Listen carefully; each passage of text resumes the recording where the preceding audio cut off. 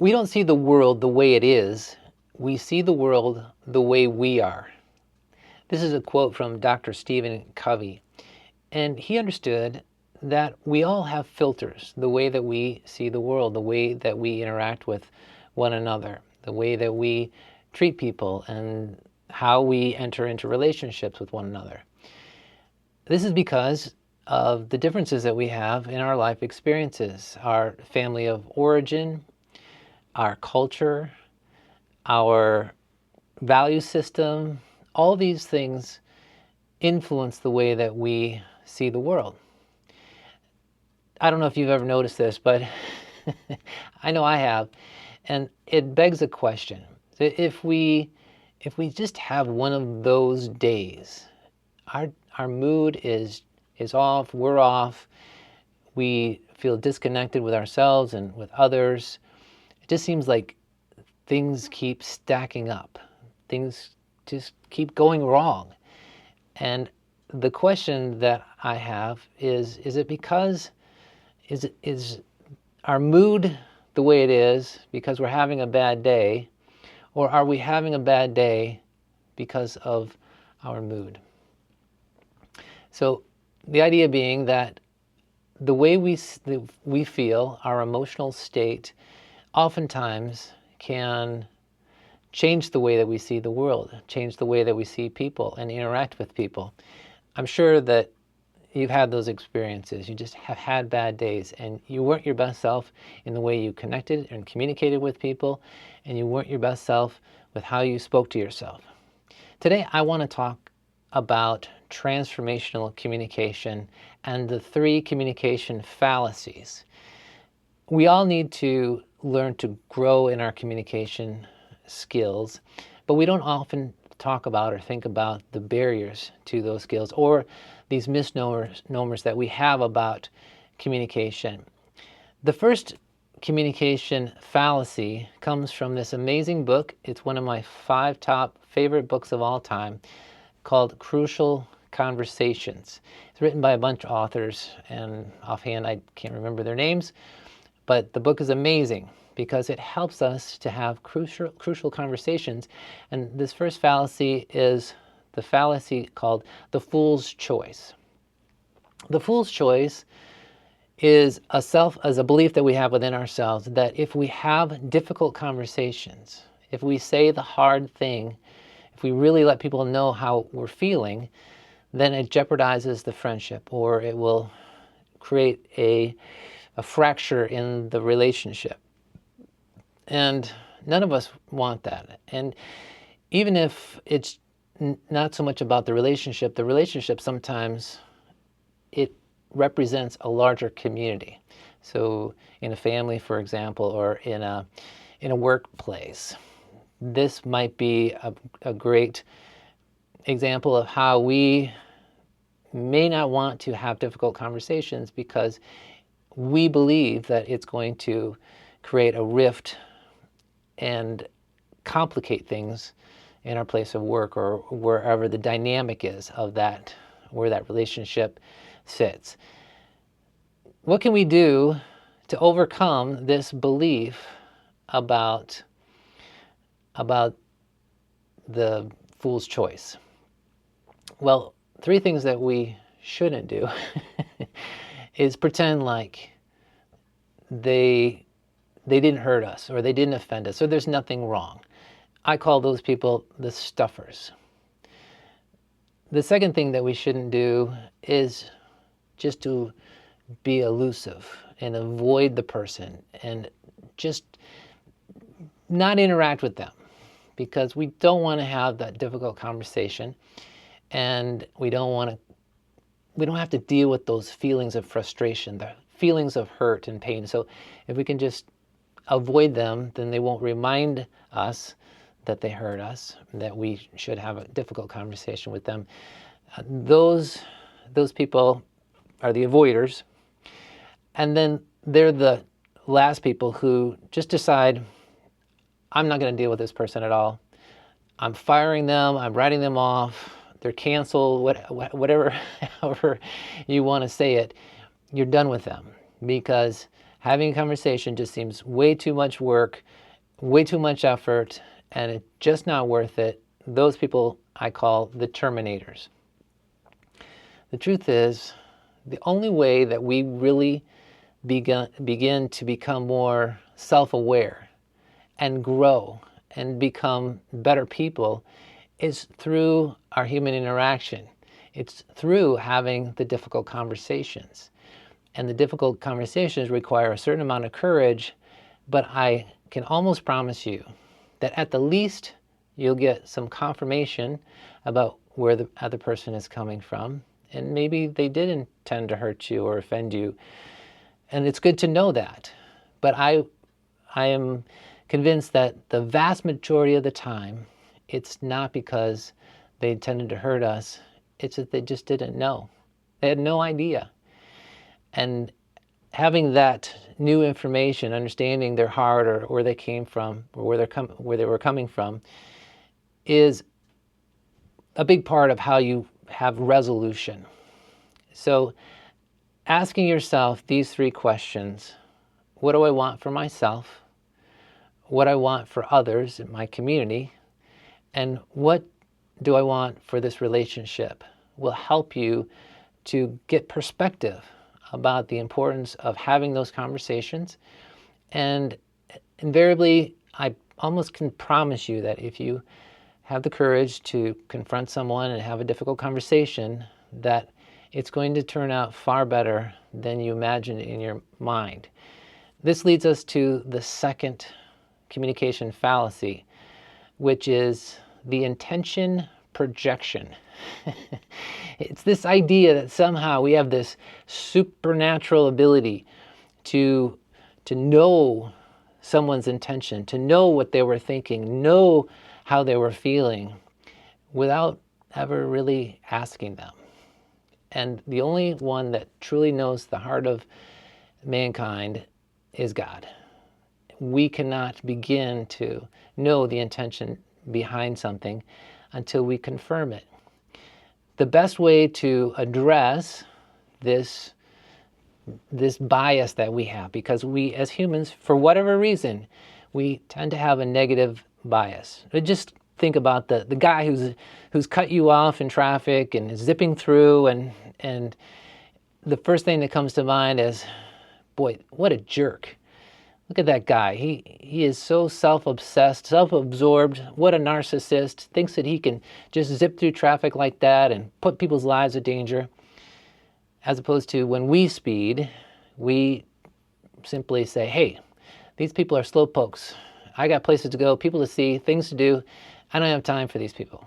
So it's remarkable of how we can shift our thoughts around someone or ourselves and the intention when we consider ourselves, when we consider, well, if that were me, or even better, think about being positive, having a more positive bias towards the intention, meaning thinking the best of people. Another scenario that often happens is, for example, you haven't seen someone for a while, you run into them and they seem really quiet. And you begin to ask yourself, I haven't seen this person for a while and they're just so quiet. I wonder if I offended them at some point. I wonder if I said something that hurt their feelings, or I wonder if I forgot their birthday. And we begin to have some anxiety. We begin to start telling ourselves these stories, these negative stories typically, and they only cause division. They're only divisive, these stories. They don't help us to feel more connected with someone. They make us feel like pulling away. Well, the way that we address this is simply by being inquisitive, asking questions. One of the best pieces of communication, or one of the best communication tools that I've ever learned, is this simple statement.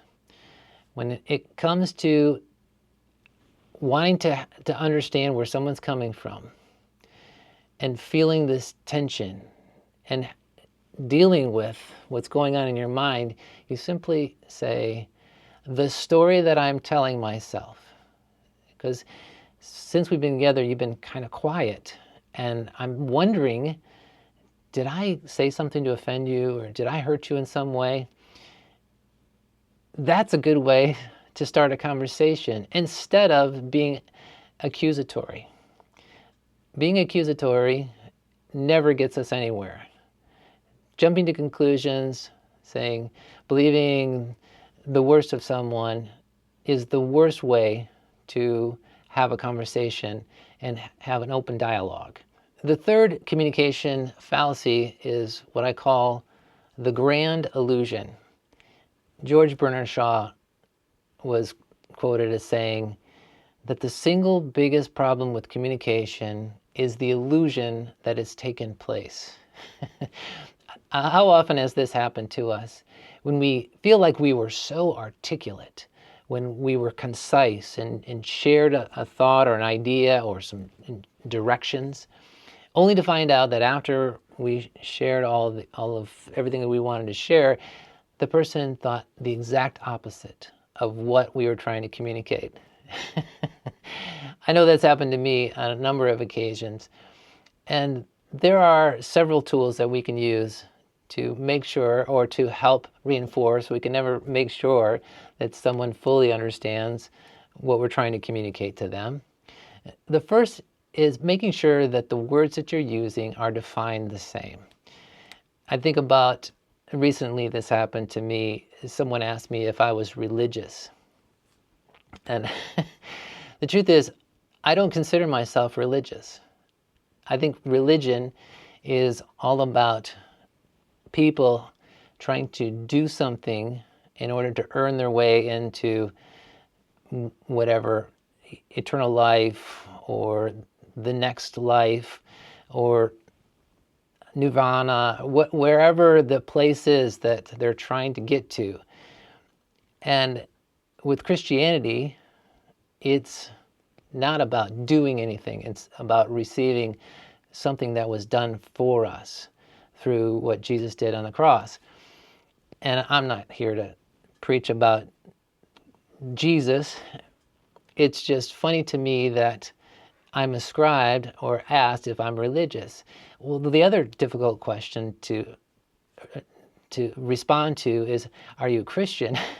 And once again, well, how do you define Christianity or being a Christian?